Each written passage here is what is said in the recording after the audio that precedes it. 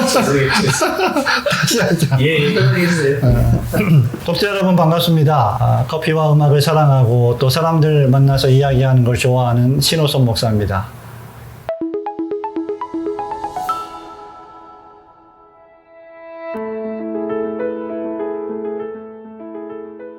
제가 근본에 사도신경 이 책을 도서출판지우에서 출간하게 되었습니다. 몇 년 전에 한국교회 내에서 사도신경을 굳이 공예배 시간에 고백해야 되느냐라고 하는 논쟁이 있었는데, 대형교회를 중심으로 사도신경을 고백하지 않는 그런 교회들이 좀 늘어났고, 그런 영향을 한국교회가 받았기 때문에 그것이 저는 온당하지 않고 성경적이지 않다는 생각이 들어서 사도신경을 매우 쉽게 좀 해설하면서 또 한국교회 성도들에게, 목회자들에게 기독교 신앙이 얼마나 중대한 고백인지를 알려드리고 싶어서 일단 그런 목적으로, 가장 기본적인 목적이죠. 그런 목적으로 이 책을 집필하게 되었습니다.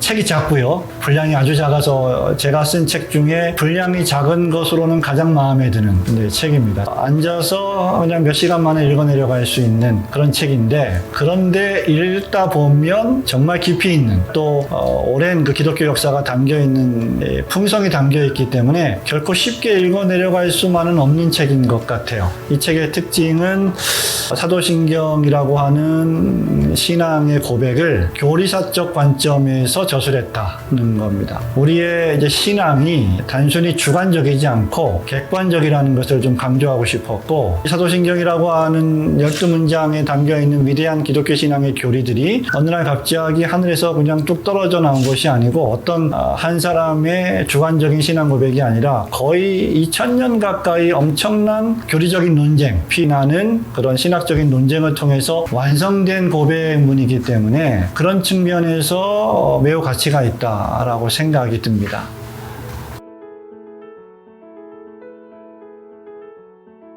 우리가 신앙 고백이나 교리 문답 이런 것들을 생각해 볼 때 신앙 고백은 두 가지 이유에서 발전이 됐는데, 하나는 우리가 믿고 있는 기독교 신앙의 근본 진리들이 무엇인지를 자세하게 설명해 주는 목적으로 만든 것들이죠. 근데 또 하나의 신앙 고백의 발전의 유형은 뭐냐면, 기독교 신앙의 복음을 저해하는 엄청난 그런 도전들이 역사 속에 있어 왔는데, 그것에 대한 응전의 결과로 나온 게 신앙 고백문이에요. 이제 그런 의미에서 사도신경은 객관적인, 교회의 객관적인 신앙 고백문이다라고 이제 할 수 있을 것 같습니다.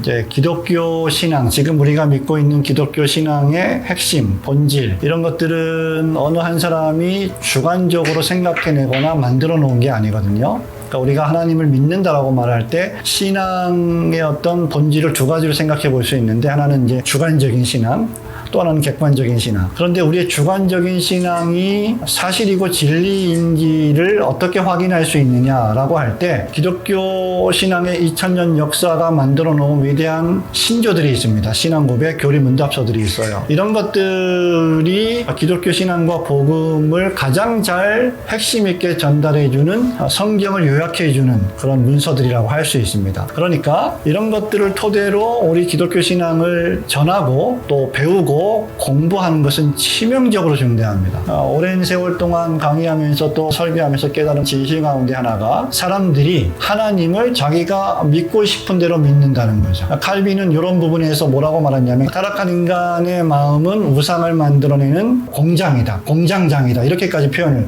했습니다. 그러니까 성경을 바르게 해석한 신조들, 신앙 고백서들, 교리 문답서들을 통해서 우리의 신앙을 다시 한번 계속 개혁해내고 고쳐나가는 그런 과정들을 밟지 않으면, 우리는 우리가 믿고 있는 하나님을 성경적인 하나님으로 믿기보다 우리가 믿고 싶은 하나님으로 우상 숭배할 가능성이 상당히 크다. 이제 그런 측면에서 저는 좀 객관적인 표준 문서, 신앙 고백서와 교리 문답서들을 중심으로 성경을 바라보고 해석하고 또 신앙생활을 하고 교회의 본질이 무엇인지를 이해하는 것이 매우 중요하다고 생각하고, 그것이 교회의 건강과도 직결된다 라고 생각이 들어서 그런 쪽에 그 강조를 많이 하고 있는 편입니다.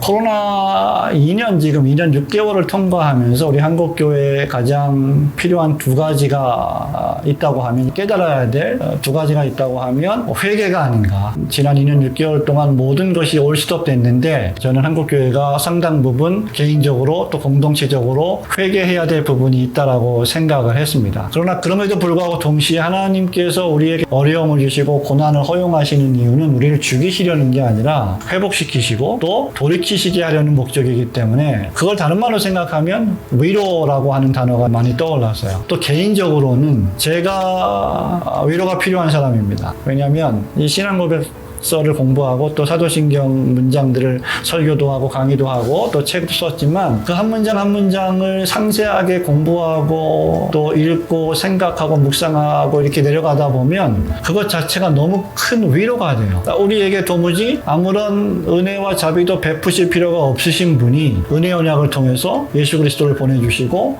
성령님을 보혜사로 보내주셔서 우리를 위로해 주셨잖아요. 그 사실이 성경의 복음 진리인데, 그 진리 하나하나가 저에게는 엄청난 위로가 됐고, 또 그런 위로를 독자들과 나누고 싶고, 제가 인생을 살아가면서 겪어왔던 수많은 고난과 어려움, 그런 시기들을 통과하면서 하나님이 주시는 위로가 독자들에게도 함께 있기를 바랬고, 그래서 제가 위로받아야 할 존재이기 때문에 그런 위로라고 하는 표현들을 많이 쓰지 않았던가, 그런 생각이 들고, 또 책이 나온 지 얼마 안 됐습니다만 제 지인들이나 독자들을 통해서 정말 많은 위로가 됐다. 저에게 이 책이 많은 도전을 주었고 동시에 꼭 필요한 문장들이었다라고 하는 이야기들을, 피드백을 많이 또 이렇게 받아서 저도 개인적으로 매우 기쁘고 즐겁게 생각합니다.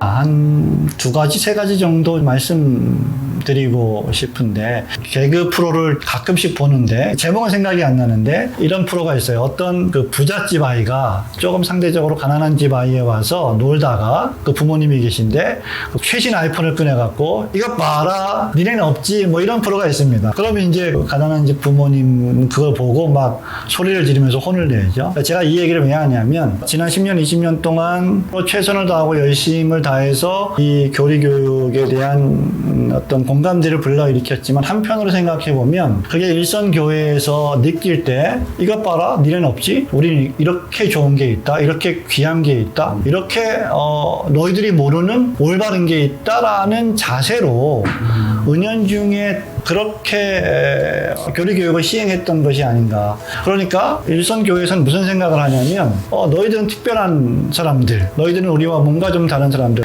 이런 생각도 할 수 있었지 않았을까. 우리가 조금 더 겸손하게 이 작업을 진행했어야 되지 않는가. 이게 이제 우리 쪽에서 생각해 봐야 될 하나의 문제라고 생각이 들고, 두 번째는 교리교육을 하면 뭐 예를 들면 뭐 소요리문답 교육, 뭐 신앙고백서 강의, 뭐 이런 이제 이야기들 많이 하잖아요. 그러다 보니까 마치 교리교육이라는 게 성경과 무언가 유리되고 분리되는 듯한 느낌, 이런 느낌을 일선교회들이 많이 받았죠. 뭐 교리가 왜 필요하냐, 성경이 있는데 성경만 믿으면 되지 라고 하는 말씀들 많이 하시잖아요. 그런 말을 하게 만든 원인들이 우리에게 있지 않나. 그렇기 때문에 교리교육이라는 건 성경과 전혀 분리되거나 유리된 것이 아니다.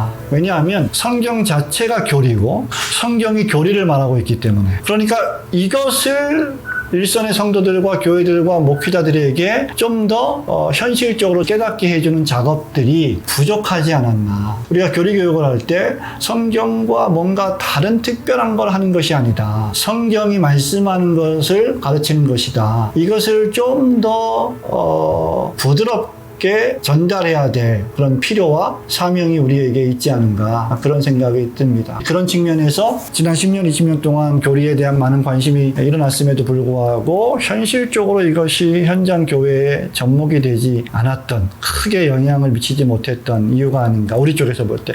그 외에도 너무 많습니다. 외부적인 요인으로 보면 기성교회가 지나치게 번영주의 또 성장주의에 함몰되어 있기 때문에 이런 것에 대한 관심이 없는 거죠. 이 정도로만 좀 말씀을 드리고 싶습니다.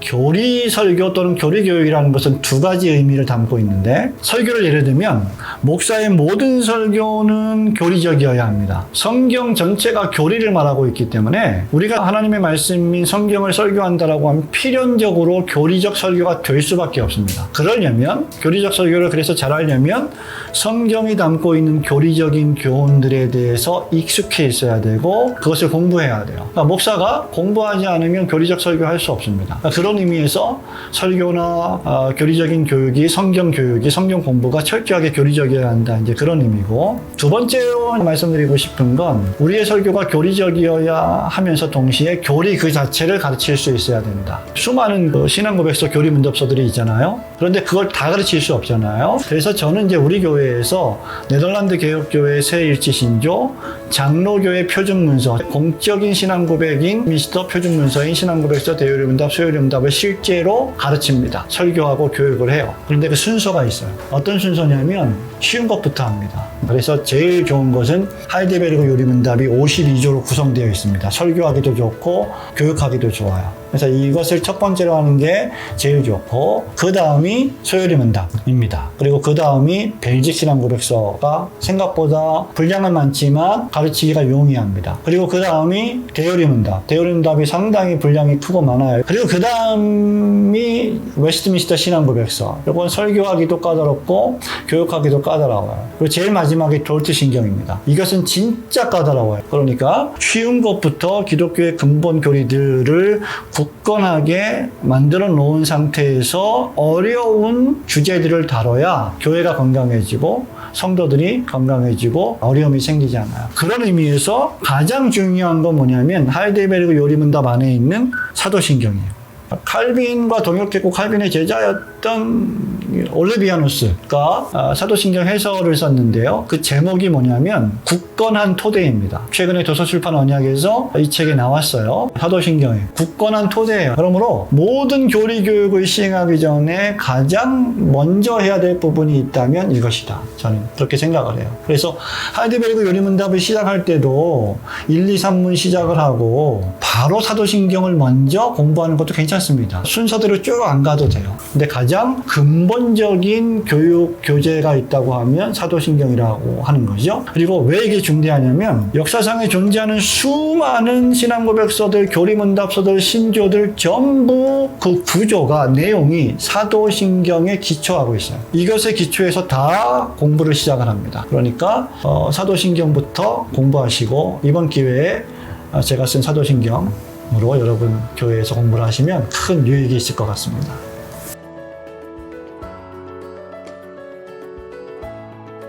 저는 기본적으로 제 사역의 축이 교회 목회 사역, 제일 중요하게 생각하고 있는 사역이고, 다른 하나는 이제 고려신학대학원에서 우리 목회자 후보생들을 가르치는 일이 두 번째 큰 사역이고, 세 번째가 제가 지난 20년 넘게 해왔던 번역 사역, 그리고 집필 사역, 이 세 가지가 가장 큰 사역이라고 할 수 있습니다. 공교회적인 그런 정신을 따라서 이제 앞으로는 집필 사역을 좀 더 많이 하려고 하고, 또 외부 집회를 조금 더 많이 나가서 다른 많은 교회들에게 복음을 전하고 교리를 전하는 그런 일들을 좀 하려고 합니다. 책을 제가 지금 몇 개 쓰려고 하고 있는데요. 그 중에 하나가 웨스트민스터 신앙고백서 해설입니다. 근데 장로교회 표준 문서 가운데 장로교회와 성도들의 신앙 고백이기 때문에 이것에 대한 충실한 해석이 있으면 아주 좋겠다는 생각에서 한 1, 2년 내에 이것을 제가 쓰려고 생각하고 있고요. 그래서 작년에 제가 했던 몇 가지 설교가 있는데, 우리가 만난 이 코로나 풍랑과 풍파 속에서 우리 교회는, 하나님의 자녀들은 어떻게 살아가야 되고 어떤 위로를 받아야 하는가에 대한 설교를 시편 137편의 말씀인가요? 그 말씀을 중심으로 제가 설교한 게 있는데, 일단 그걸 좀 다듬어서 내고 싶고, 지금 우리 교회에서 제가 시편 강해 설교를 시작했습니다. 1편부터 시작해서 지금 11편까지 진행을 하고 있는데, 시편 강해 설교집도 내고 싶은 마음이 있고, 7년 전에 우리 교회에서 소요리문답 강해 설교를 했는데 지금 다시 소요리문답 설교를 주일 오후에 모든 교인들을 대상으로 하고 있어서 소요리문답 강해 설교집도 내려고 하고 있습니다. 장시간 동안 부족한 사람의 인터뷰 영상을 보아주셔서 감사하고요. 또 앞으로 계속해서 영상을 통해서, 또 지면을 통해서, 책을 통해서, 또 강의를 통해서 여러분들 여러분들 만날 것을 약속드리면서 이상 제 인터뷰를 마치도록 하겠습니다. 고맙습니다.